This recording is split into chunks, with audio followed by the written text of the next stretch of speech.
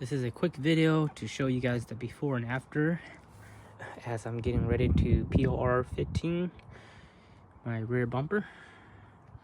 I'm eventually going to do the front bumper and the frame as well, but this weekend I want to focus more on just the rear bumper first, and then after the rear bumper we'll go ahead and do the front bumper, and then after that we'll move down to the front axle, rear axle, and then the frame. And we're gonna spend about at least a day on each section. Here's the bottom of the frame. I have the vehicle parked on some ramps just so I have more head clearance. So it's gonna require some prep for sure. I went and washed it last night already, and I'm gonna take my wire brush, my 6-inch wire brush, and just wire brush as much as I can, because you can see here like all the flakes and stuff like that. You want to get these flakes off. These are all just dead metal. And the rear bumper is pretty bad over here. These are all dead metal, so you want to get all this off and back to regular metal first. So I'm not the best person at doing this. I'm not aiming for perfection. I'm just gonna prep a little bit and then apply POR-15 and then do 2 coats of that. Then I'll go ahead and spray some UV clear coat, and we'll see how long that lasts. Axle's pretty nasty too, but it's not super bad. So this is before and after. I've been grinding for the last 10 minutes. I got the rear bumper, a lot of the paint back off, back to steel. The swinger is still really good. The bumper itself is okay. If I really want to take my time, I can, but we're not gonna try to do that. So this is what I'm using right here. Nice thing about this grinder was that this company, I guess they were getting new tools, so they were getting rid of all their old tools. And I think 2 years ago they posted up for free on Facebook Market, and they had a bunch of stuff, but I kind of came late and this is the only thing left over, so I picked up this little heavy-duty grinder for free. Basically just spent money buying the disc. So we're using a wire disc right here, and going pretty deep. So you can see here there's some parts where we can't get behind the bumper, so we're just gonna have to deal with that. But for the most part, this rear bumper is still in really good shape. Just like I say, a lot of surface rust. So that's what it looks like. 5/8 D rings, factory 2-inch receiver or built-in. So this stuff is rated to 8,000 pounds. So I think this is good enough for me. I'll go ahead and wipe it down. Maybe I'll go back and do one more round. But for the most part, we're just gonna go with this. And then I'll start slapping some POR-15 on it.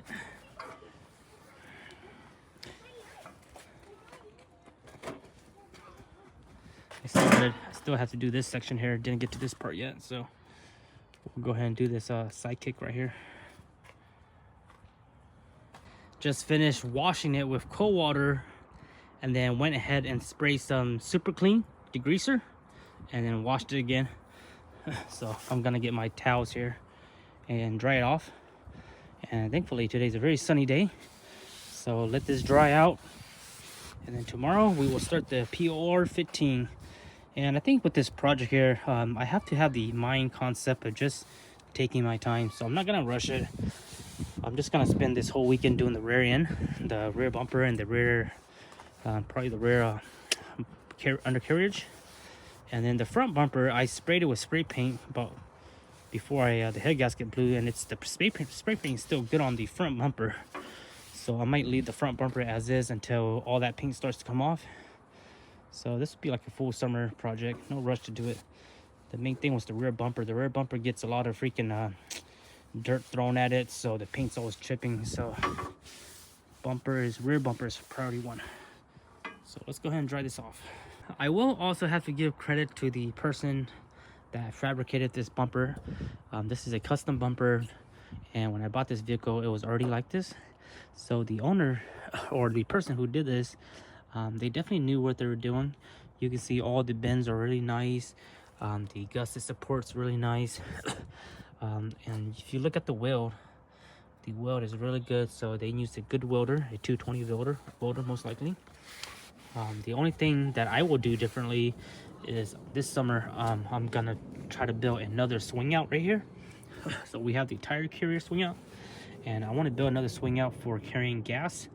And then I also want to build a high lift mount somewhere along with the swing out, the new one, or either the one that's gonna mount, the one that's gonna go on the tire. So high lift jack mount and a secondary swing out on the driver's side to carry at least 10 gallons of fuel, at least 15 gallons of fuel. I think I might go with those military jugs,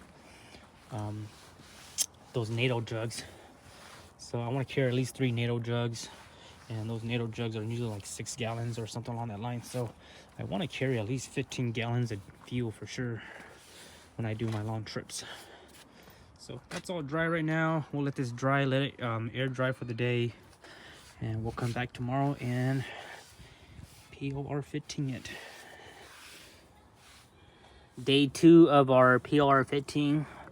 We have the 1 quart of POR, and then I went and bought this Rust-Oleum clear coat, which is a UV protection. After we apply at least 2 coats of this, and then I have just a 1 gallon milk jug, and I'm gonna pour some POR-15 in here, and then I'll paint off of here and then close this one up so we don't mess that one up, or don't mess with any of the news one. So here we go. Quick progress. I've been painting for about 10 minutes now, starting on the driver's side. This one's probably almost dry right now. But man, this thing looks brand new. Looks so beautiful. Make sure to wear gloves, long sleeve, because this stuff does not come off well once it gets on your skin. So did a little bit of that. Super shiny. And then I'm right over here now, so I got to do the rest of the driver's side, passenger side. If you guys have never worked with this, POR-15, it goes a long way. It means you don't need to paint a lot. You don't need to take a big splash and go, you just need to take a little. And this thing here spreads out super far. And then once it hardens, it's almost like it's been powder coated. So don't get too crazy. You just need to go and do a little quick dab at a time, and you'll be surprised how much this stuff can spread. So let me show you that right there. All of that. I'm not gonna worry about the D-rings too much, because I know the D-ring is gonna get abused. So I'm not gonna put too much focus on it, just a little bit here and there.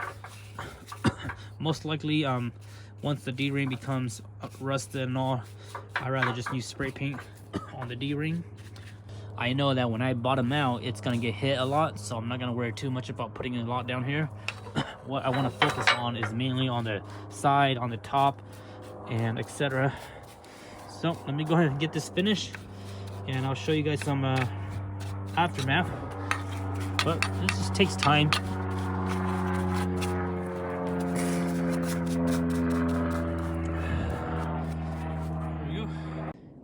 Just finished the rear bumper. This is just the first coat. We're supposed to let this thing cure for at least 3 hours. So I'm gonna let this thing cure for about 3 to 4 hours, and then I'll come back and hit it again with the second coat. So far, it turns out really good. So after the second coat, I'm gonna do at least 2 coats of UV protection, the UV clear coat. If you don't put the UV protection or the top coat, what's gonna happen that if the POR-15 sees lights, it's gonna start flaking out. So this has happened in the past with me before, where I don't put a top coat and then it just starts flaking out, and then it just peels off like it's plastic. So make sure you put some top coat on it. Right here looks good. I love it. And once this thing cures, it's really nice. It's a very nice semi-gloss. It's super slick. You can spray water on it and the water will just like come off like ceramic. So that's what it looks like right there. Nice and pretty. We got on the tire swinger as well. Didn't do this part because I want to keep it the way it is. I'll go ahead and rattle can this black. And then I had some leftover. If you don't use it, it's gonna dry up, so you want to use as much as you can. That's why you pour it into a separate container. And the rest, the leftover one, I just kind of like messed it around with the diff. But eventually for the frame and stuff, I have to I'm gonna wire brush it first, and then I'll go back and put some on it. And also, if you guys are using a brush, just buy these cheap brushes, because after a few hours this brush will pretty much be trash. So buy enough brush to do each session. And I have like a few more brushes, so I'll use these guys. And then also you want to make sure you seal your original one back up.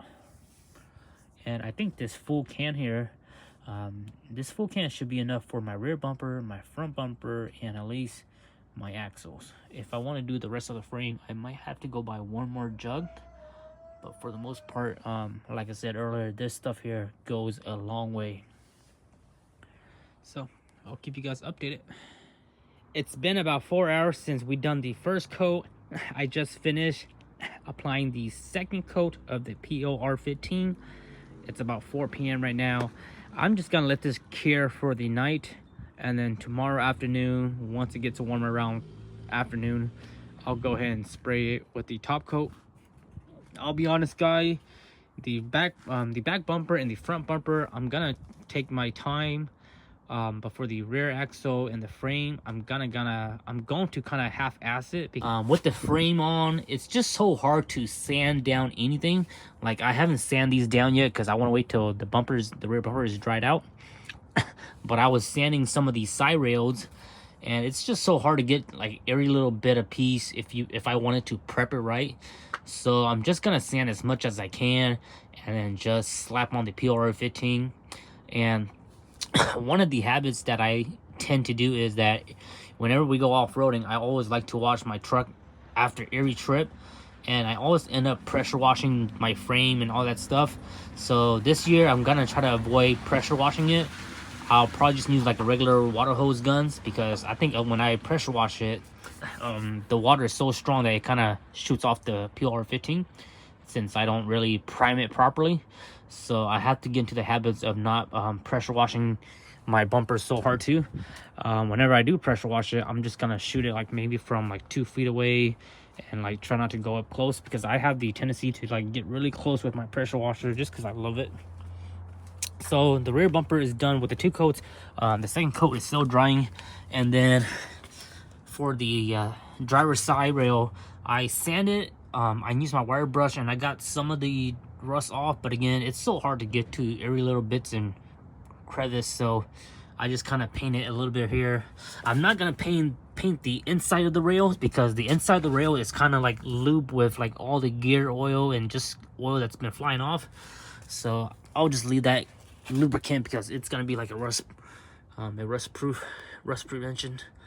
But this is the side rails. And then I did a little bit of the radius arm. I was planning to switch out my radius arm with the Lexus, because the Lexus one is all nice and it's not rusty and crusty like this one. But I'm just gonna go ahead and put some POR-15 on this one and call it good. And then I haven't got to the front axle yet, because my truck is tilted at an angle. So once I finish with the rear, I'll go ahead and drive the front up, so I can have my axle in the front, and then I can do all the stuff here. But right now we're just gonna focus on the rear, and then I think next weekend we'll go ahead and tackle the front and the rest of the axle and the frames. But it looks good so far. I like it. And again, the most important thing is mostly the rear bumper and the front bumper, because they see most of the abuse, you know, the road, the snow, the dirt, and all that stuff, water. So I want to make sure the front and the rear bumper gets taken care of really good, and then the frame and stuff we'll just kind of spray as much as we can. So, and also, if I really want to get into like the frame right here, like the proper way to do is like to actually remove the tire off, so you can have access right here. And I might do that, so we'll see what happens. But I haven't got to this side yet. And then as far as that front axle, it's not super bad. It just needs a little bit of paint here and there, and with my wire brush, I'm probably not gonna be able to get any of that off, but we'll try to get as much off as possible. Degrease it and then just slap it on. And then the front bumper is still good because I spray painted it. So I'm just gonna wait till the spray paint wears off, and then I'll go ahead and apply this later down during the summertime. And keep in mind that the POR-15 is super expensive. That little quart size that I showed you guys, that alone was like 42 bucks. And I think the only place that had it in town was Napa, because I've always purchased POR-15 at my local Napa store. So use it cautiously and use it wisely. So this is it right here. I'll give you guys an update tomorrow once I go and top coat it and show you guys the final aftermath.